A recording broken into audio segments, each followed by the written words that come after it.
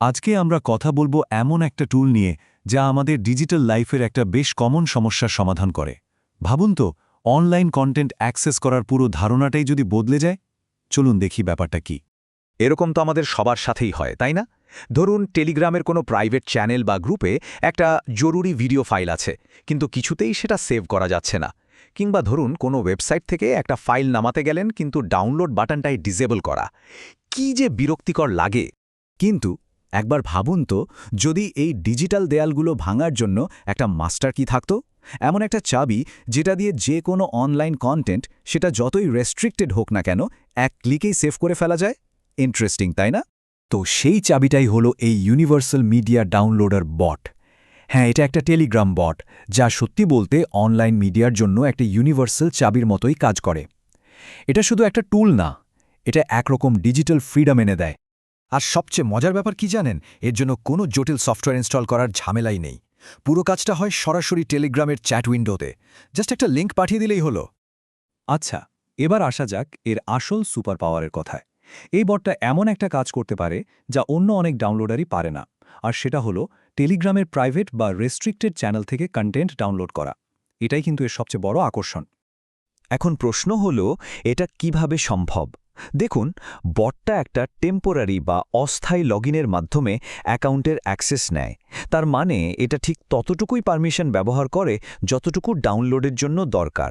Privacy নিয়ে চিন্তার কিছু নেই, কারণ পুরো প্রসেসটা বেশ সিকিউর। আর লগইন করার প্রসেসটাও কিন্তু একদম সহজ। প্রথমে শুধু /লগইন কমান্ডটা পাঠাতে হবে। এরপর দেশের কোড সহ ফোন নম্বরটা দিতে হবে।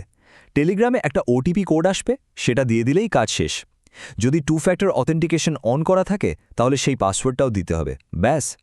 এই ছবিটাতে পুরো ব্যাপারটা খুব সুন্দরভাবে দেখানো হয়েছে। দেখুন, ইউজার লগইন কমান্ডটা পাঠানোর পরেই বট কনফার্ম করছে যে ও এই অ্যাকাউন্টটা ব্যবহার করে চ্যানেলের সাথে কানেক্ট হচ্ছে। সিম্পল একটা কমান্ড, কিন্তু কি পাওয়ারফুল একটা কানেকশন তৈরি করে। তো আসল সুবিধাটা কি?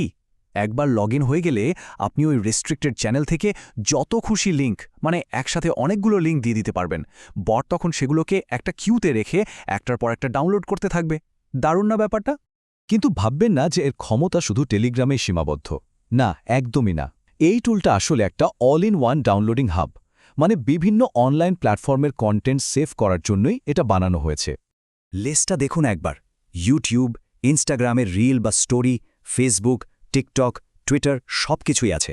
এমনকি গুগল ড্রাইভের লক করা ফাইল পর্যন্ত ডাউনলোড করা যায়। বলা হয় যে এটা প্রায় 1700-র বেশি সাইট সাপোর্ট করে, মানে মোটামুটি যা কিছু দরকার সবই পাওয়া যাবে। যেমন ধরুন, ইউটিউব থেকে একটা হাই কোয়ালিটির ভিডিও নামাতে চান। এই বটটা 4K এমনকি 8K রেজলিউশনের বিশাল বিশাল ভিডিও ফাইলও একদম অনায়াসে ডাউনলোড করে ফেলতে পারে। আবার অন্যদিকে গুগল ড্রাইভের কথাই ধরুন, অনেক সময় দেখা যায় কোনো পিডিএফের ডাউনলোড অপশনটা বন্ধ করা থাকে। এই বটটা কিন্তু সেটাও ডাউনলোড করে দিতে পারে। এটা বেশ কাজের একটা ফিচার। শুধু ডাউনলোডই নয়, আরও বেশি কন্ট্রোলের জন্য কিছু স্পেশাল কমান্ডও আছে। যেমন /mp3 কমান্ড দিয়ে যে কোনো ভিডিও থেকে শুধু অডিওটা বের করে নিতে পারবেন। আবার /ss কমান্ড দিয়ে ভিডিওর একটা নির্দিষ্ট টাইমের স্ক্রিনশট নেওয়া যায়, আর কাজ শেষে /logout দিয়ে সেশনটা শেষ করে দিলেন। খুবই সহজ। তবে হ্যাঁ, যে কোনো টুলের মতোই এটারও কিছু নিয়মকানুন আর সীমাবদ্ধতা আছে। চলুন এবার একটু এর ফ্রি আর প্রিমিয়াম প্ল্যানের পার্থক্যগুলো দেখে নিই, যাতে সবাই নিজের প্রয়োজন অনুযায়ী ঠিকঠাক প্ল্যানটা বেছে নিতে পারে। দেখুন, ফ্রি ইউজার হিসাবে প্রতিদিন 5টা ডাউনলোড করা যায়, আর ফাইলের সাইজ হতে পারে সর্বোচ্চ 2 GB পর্যন্ত। সাধারণ কাজের জন্য এটা হয়তো যথেষ্ট, কিন্তু যারা হেভি ইউজার, যাদের অনেক ডাউনলোড করতে হয়, তাদের জন্য আছে প্রিমিয়াম প্ল্যান। সেখানে ডাউনলোড আনলিমিটেড, ফাইল সাইজের লিমিটও অনেক বেশি, আর স্পিডও পাওয়া যায় একদম ম্যাক্সিমাম। আর নিজের স্ট্যাটাস চেক করাও খুব সহজ। জাস্ট মাই স্ট্যাটস কমান্ডটা দিলেই আপনার বর্তমান প্ল্যান কি, আপনি প্রিমিয়াম ইউজার কিনা, এই সব তথ্য চলে আসবে। সবকিছু হাতের মুঠোয়।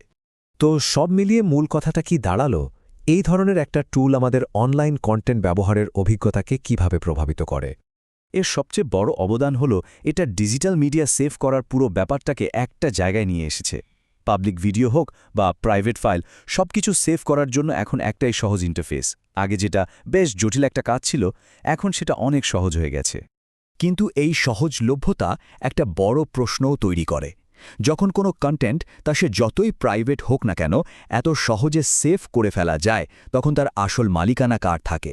এই ক্ষমতাটা একদিকে যেমন দারুণ, তেমনি কন্টেন্টের মালিকানা আর অ্যাক্সেস নিয়ে আমাদের নতুন করে ভাবতে বাধ্য করে।